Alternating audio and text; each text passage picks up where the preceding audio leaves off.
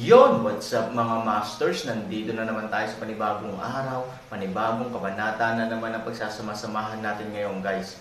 Mga masters, okay lang po bang wag nyong skip ang mga ads sa aking mga videos? Salamat po talaga mga masters sa solid na pagsuporta po sa akin. Magandang gabi mga masters, bali ngayon po ay 4 na videos po ma-upload ko po sa aking YouTube channel. Tama nga mga masters, 4 na videos nga po ang ma-upload ko po.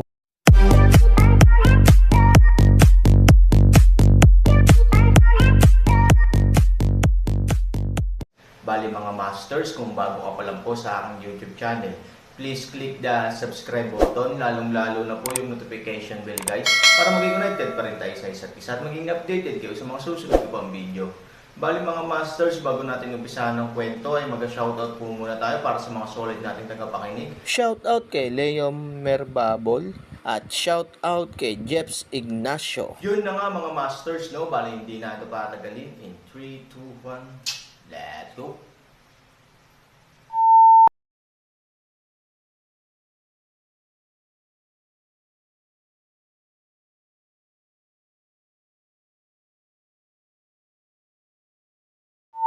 Kabanata 2706 hanggang 2710. Anuman ang sinabi ni Linlong, hindi naapektuhan ang mentalidad ng Han 3000, dahil ito lang ang pagkakataon na maaari niyang sakupin.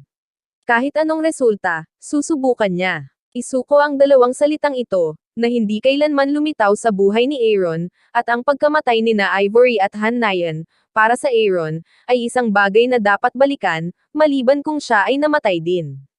Space Tunnel. Nasaan ang Space Tunnel? Ang sabik na si Aaron ay tahimik na nagbigkas, alam niyang nauubos na ang kanyang oras, at pagkatapos ay iDrag, kapag nawalan na ng pasensya si Linlong, siya ay magiging isang kasangkapan para sa Linlong na isara ang kalangitan.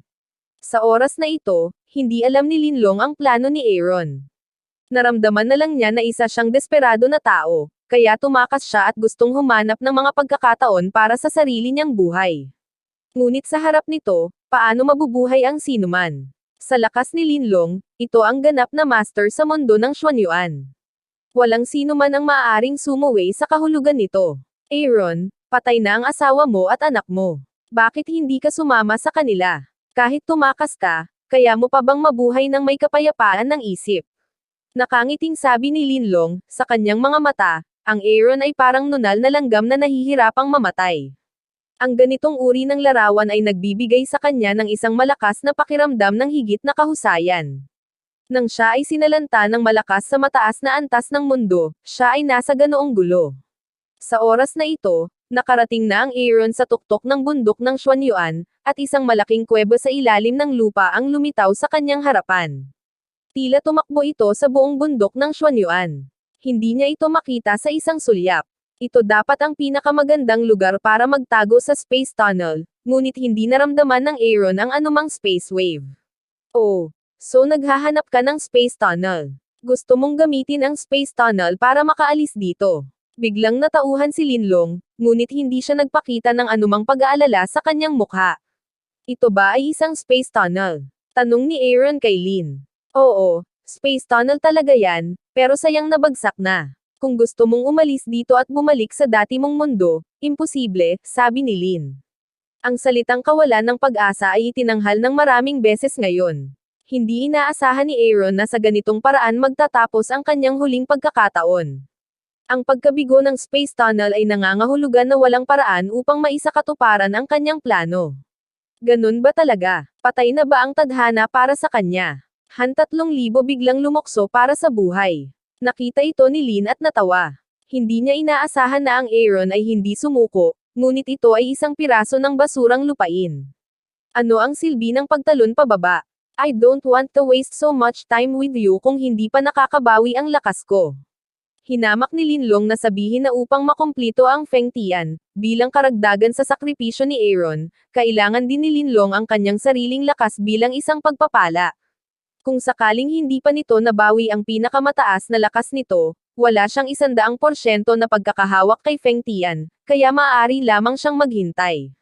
Kung tutuusin, ang pagkakataong ito ang hinihintay niya sa libu-libong taon. Ayaw niyang mabaigo dahil sa anumang pagkakamali. Ang Aaron ay nahulog sa kuweba. Gaya ng sinabi ni Lin, ang space tunnel ay tila talagang nabigo. Kahit na nahulog ang Aaron sa ilalim ng kuweba, hindi siya nakaramdam ng anumang pagbabago sa enerhiya. Puno ng dugo at luha ang mga mata ni Aaron, alam niyang wala na talaga ang huling pagkakataon niya. Matatanggap lang niya ang katotohanan na sina Ivory at Hanayan ay patay na, at malapit na niyang ihatid ang huling sandali ng kanyang buhay. Hindi mabilang na ayaw, hayaan ang Aaron na lakas ng katawan na maging hindi mapakali, hindi siya kailanman naging walang kapangyarihan. Unti-unti, ang kapangyarihan sa katawan ni Aaron ay bumubuo ng isang bagyo ng enerhiya. Batay, sa basbas ng buong kalansay, palaki ng palaki ang bagyo, na may malakas na hangin at sandstorm. Kinuha ang Aaron bilang mata ng hangin, ang bagyo ay naging isang malaking buhawi sa napakaikling panahon, na sumasakop sa halos buong kuweba na dumadaloy sa bundok ng Xuanyuan. Sa oras na ito, si Aaron, na nakapikit ang kanyang mga mata at may bahid ng dugo ang kanyang pisngi, ay walang ideya kung ano ang nangyari. Sa oras na ito, sa kanyang isipan, palagi niyang naaalala ang mga salitang nabasa niya sa lihim na diksyonaryo. Ano ang nangyayari? Pakiramdam ang kapangyarihan ng kuweba ay nagbabago, matagal na nagpakita si Lin ng isang mukha ng katakutan. Ito ay natutulog sa bundok ng Xuanyuan sa loob ng libu-libong taon. Mas alam nito kaysa sa sino man ang tungkol sa space tunnel na ito. Maraming taon na ang nakalilipas, ang kapangyarihan ng space tunnel ay hinihigop ng hanay ng madilim na kagubatan. Matagal nang abandonadong lugar ang lugar na ito. Paanong biglang sumulpat ang ganito kalakas na puwersang alon? Hindi ito ang kapangyarihan ng space tunnel, ito ay Aaron's. Medyo hindi ka panipaniwala ang pakiramdam ni Linlong, dahil naibugan na ni Aaron ang lahat ng lakas niya noon. Noong panahong iyon, nasa peak state na ang Aaron, ngunit sa oras na ito, paano siya magiging mas malakas muli? Sa oras na ito, nangyari din ang Earth Apocalypse ng isang hindi kapanipaniwalang bagay. Ang lahat ng malalakas na lalaki sa antas ng TNZ ay dumating sa ipinagbabawal na lugar sa unang pagkakataon, at maging si Ilaw ay lumitaw sa unang pagkakataon. Anong nangyayari? Bakit gumuho ang space tunnel? Isasara na ba ang space tunnel? Kung ang space tunnel ay sarado, ang banta sa lupa ay aalisin magpakailanman. Pero hindi pa bumabalik ang Aaron. Gusto ba niyang manatili sa Second World forever? Napakaraming talakayan, at ang ilang mga tao ay natutuwa na ito ay isang magandang bagay, dahil pagkatapos na isara ang space tunnel, ang mundo ay hindi nabanta ng ikalawang mundo. Gayunpaman, ang ilang mga tao ay nagsisisi sa Aaron. Pagkatapos ng lahat, ang Aaron ay itinaya ang kanyang buhay upang pumunta sa ikalawang mundo. Siguro siya ang gumawa ng pagbagsak ng space tunnel, ngunit hindi pa siya bumabalik. Kapag ganap ng sarado ang space tunnel, hindi na siya babalik. Medyo nanginginig si Ilaw. Bilang nominal master ng Aaron, mataas ang tingin niya sa Aaron. Iniisip pa niya na ang hinaharap ng Apocalypse ay dadalhin ng Han 3,000. Siya lang ang makakapag-revive sa Apocalypse. Gayunpaman, ang kasalukuyang sitwasyon ay malamang na gumawa ng Aaron na hindi makabalik. Kahit na ang space tunnel ay sarado, ang lupa ay hindi nanganganib, at ang Apocalypse ay hindi umiiral, na nagpaparamdam kay Ilaw na ito ay hindi mas mahalaga kaysa sa Aaron na ligtas na pagbabalik, magkano ang iyong binayaran para sa bagay na ito? Nais mo bang gamitin ang iyong sariling buhay upang tulungan ang mundo na maibsan ang krisis? Mapait na sinabi ng matandang Lee na bagaman malaki ang sakripisyo, ayaw niyang makita ito. Pagkatapos ng lahat, sina Ivory at Hanayan ay napunta rin sa ikalawang mundo, at malamang namamatay ang 3 miyembro ng pamilya. Ngunit ang nasa harapan na natin si Ilaw, kaya lang niyang harapin, napaluhod na lang siya. Sumunod naman ang iba. Ito ang pinakamalaking pasasalamat sa Aaron. Sa Xuanyuan Mountain Cave, ang space tunnel, na nabigo na, ay unti-unting nag-iba-iba muli ng space power. Nang biglang idilat ni Aaron ang kanyang mga mata, muling lumitaw ang space tunnel. Ang eksenang ito ay nagulat kay Linlong, dahil napakalinaw na walang makakagawa nito pagkatapos ng kabiguan ng space tunnel, ngunit ginawa ng Aaron. Ano ang nangyayari? Kung paano posible? Kung paano posible? Gusto nang naguguluhan na si Linlong na ihinto ang Aaron, ngunit huli na ang lahat. Ang makitid na kuweba sa ilalim ng lupa ay hindi nagbibigay sa kanya ng sapat na espasyo upang magamit. Bukod dito, Ang kapangyarihan ng Aaron ay halos sumasakop sa buong kuweba sa ilalim ng lupa, at may mga pagbabago sa kapangyarihan ng space tunnel, na dahilan upang hindi maglakas loob na kumilos si Linlong. Ano ang mangyayari kung magbago ang kapangyarihan ng space tunnel, kahit na ito ay hindi inaasahan? Aaron, itigil mo na. Matagal na nagngangalit si Lin at umuungal sa Aaron. Sa kasamaang palad, walang naririnig ang Aaron. Pagkaraan ng ilang sandali, isang kakaibang eksena ang nagsimulang lumitaw sa kalangitan ng mundo ng Xuanyuan. Nagkaroon ng malaking puwang sa kalangitan, na parang napunit, at ang espiritual na kapangyarihan ng buong mundo ng Xuanyuan ay nagsimulang maging manak. Ano ang gusto mong gawin? Gusto mo bang sirain ang mundo ng Xuanyuan?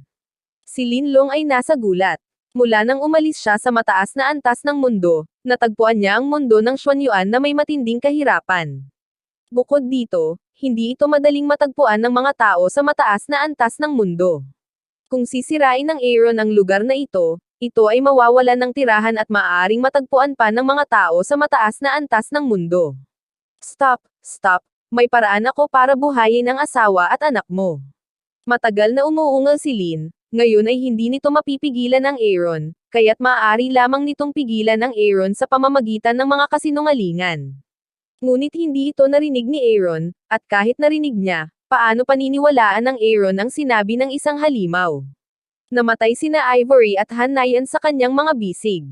Siguro kaya nila, pero hindi naman talaga malulutas ang problema. Ang gustong gawin ng Aaron ay umalis sa mapanganib na lugar na ito kasama sina Ivory at Hanayan, kaya ang pagbabalik tanaw sa oras ang tanging pagpipilian niya. Palaki ng palaki ang agwat sa hangin ng mundo ng Xuanyuan, at ang buong mundo ay nasa isang estado ng malakas na pagbabago. Sa wakas ay naunawaan ni Linlong kung ano ang gustong gawin ni Aaron, tinitingnan ang mga bagay na nawala ng walang dahilan ngunit nagsimulang muling buuin. Ito ay isang evolusyonaryong proseso ng pagbaligtad ng oras. Ang hindi mabilang na mga patay na hayop sa mundo ng Xuanyuan ay nagsimulang muling mabuhay. Lumiliit na ang matatayog na puno at muling tumutubo ang mga patay na puno. Ito ay isang kababalaghan ng pagbabalik ng oras.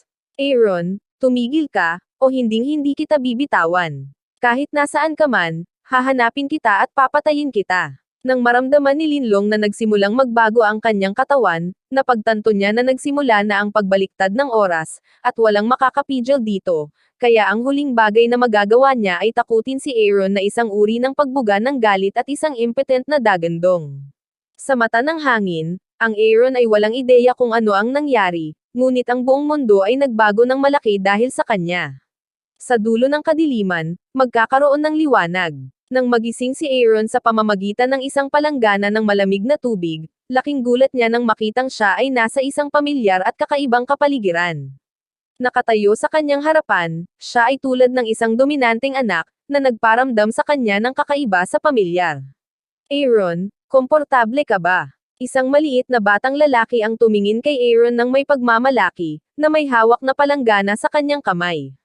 Ang malamig na tubig kanina lang ay halatang binuhusan niya. Tuwang-tuwa na tumayo si Han Sanchen at pumunta sa salamin. Nang makita niya ang kanyang 14 na taong gulang na hitsura, siya ay natigilan na parang tinamaan ng kidlat. Si Aaron, na may lahat ng kanyang alaala, ay alam kung ano ang nangyari, ngunit hindi siya makapaniwala. Binaliktad niya ang panahon sa mundo ng Xuanyuan, at bumalik ang panahon noong siya ay 14 na taong gulang. Hinawakan ang kanyang mukha, naramdaman ni Aaron ang isang hindi makatotohanan. Aaron, hindi mo ako tinatawagan ngayon. Ang maliit na batang lalaki na may palanggana ay nagsabi kay Aaron na hindi nasisiyahan, ito ay kapatid ni Aaron, si Hanjun.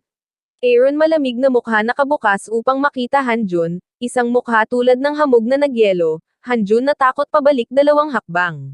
Anong ginagawa mo? Kung titingnan mo ulit ako ng ganito, maniwala ka man o hindi, sasampalin kita, pagbabante ni Hanjun.